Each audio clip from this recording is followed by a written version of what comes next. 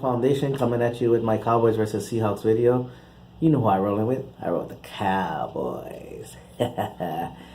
Another week we gotta go 1-0, but now we're facing a team that lost 2 in a row that do not want to lose 3, and they lost them kind of badly, and we know how it is to lose 3 in a row.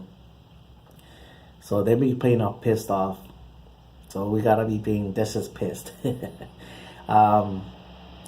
We know who the guys are out for them. Sherman, Chancellor, like that. Bobby Wagner, now he's been suffering a hamstring injury. We know all too well about those hamstring injuries. For us, Tyron Smith, you know what? I'm going to say this. I'm going to say rest him. Unless we can do like how in 2013, rotate them with, like how we did with Purnell and Free. Other than that, if Bell cannot provide what a little bit better than what Tyron Smith can do at 60-70%, then let's say we push with Tyron Smith and we get into the playoffs, and then Tyron really gets hurt or really does more damage to himself. Then we couldn't even trust someone to even play at a 60%. What that's gonna do against the real playoff teams, So we got to learn to win with our valuable players. David Irving, the whole it's a day-by-day thing. Like if he's feeling the symptoms, the Cowboys doctor is not gonna Cowboys. The doctors are not gonna trust it. So why should the independent person even be called up? So that's the thing with that. Hopefully, maybe one day maybe this week or next week he wakes up and he goes, "Hey, I'm feeling good." Gotta wait though. Hitchens looks like he's kind of positive for him, and man, that guy. Man, we took so much for granted of this guy. He's so underrated. Like his rookie year, Sean Lee goes down. We're like all in a panic mode, and then he plays his butt off the whole year and all that. Even when McLean was going through his up and downs, his mood swings or whatever, we and you saw how bad he was with that ankle. How hurt was his ankle, and he gave us everything every week and all that. And then, in 2015, McLean and Lee was playing together a lot of the year together and all that, and then we kind of brushed it aside. And in 2016, we draft Jalen Smith, Jalen Smith is progressively getting better and better, but we were kind of like this going, okay, he's just holding down the fort until Jalen can take over, and he did a wonderful job for us last year. And then this year, as Jalen is getting better and better, we saw how good we are with Sean Lee, and we see how much better we are with Hitchens and Sean Lee and Jalen in the game. So, hopefully we can work out something with this guy, and I'm glad that he's going to be, I'm hoping that he can give it a shot in this game, and all that. Next is this guy. I would like to see him in this game the next two guys is Bryce Butler and Skandrick.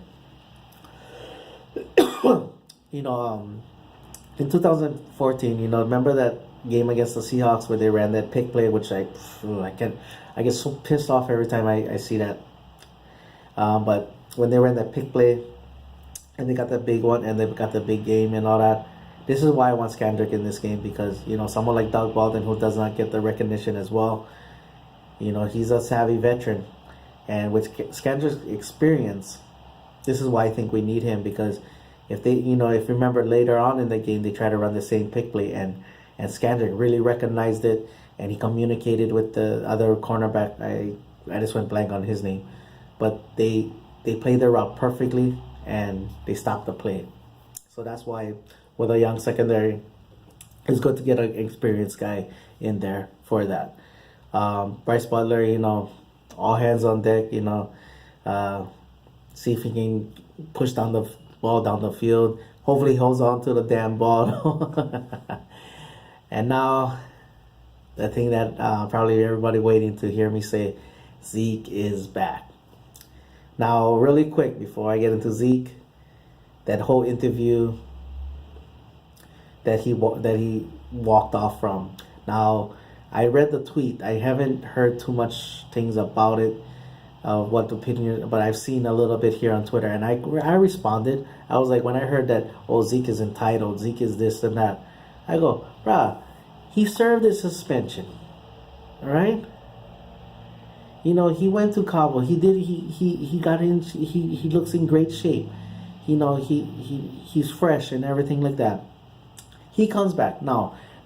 Two things would have happened if he never did what he did. Two things would have happened, and it's already lose-lose situation already. If he would have answered any of those questions, next thing you know, another question comes up, more deeper. Another question comes up. Every time he answers, he's gonna have to answer that. So he was just like, nah, I want to go to the. I just want to talk about the Cowboys and the Seahawks. And like I said, the other way that would have spun it, they would have said, look at Zeke, he just want to talk about his documentary. He wants to promote himself. He's selfish. He's not thinking about the team. And then look, like I said, the no-win situation. He says, I want to talk about the Cowboys and oh, but he could have done a positive spin on everything. Shut up. I mean, please, shut up. You know, and maybe you may think like that, but you got to think about what other people thinking about. And that's the other idiot's going to say, like, yeah, he's look at him. He just want to talk about himself. And then now he wants to talk about the Cowboys. And then they say, oh, wow, you know, he doesn't want to talk to the media. Come on. Idiots. But anyway, like I said, you know, with Tyron most likely not be able to go, Zeke helps that out because of what he provides and all that. You know, the defense is gonna be focused on him.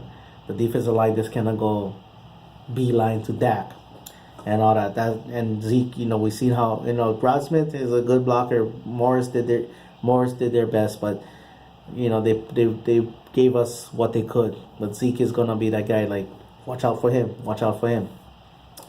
Hopefully that frees up everybody else. You know, and him being fresh, beating up on these guys. Hey, go at it. And that, you know, and I know Dak is gonna help Dak. You know, having to, you know, run those play action plays. You know, run those bootlegs and all that kind of stuff. You know, it's going to help out Dak a lot. So, all I can say is this, hey, feed him. Get this win. Start off fast.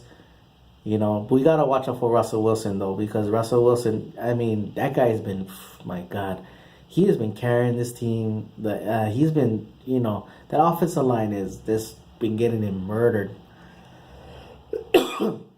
And somehow he's been able to make plays.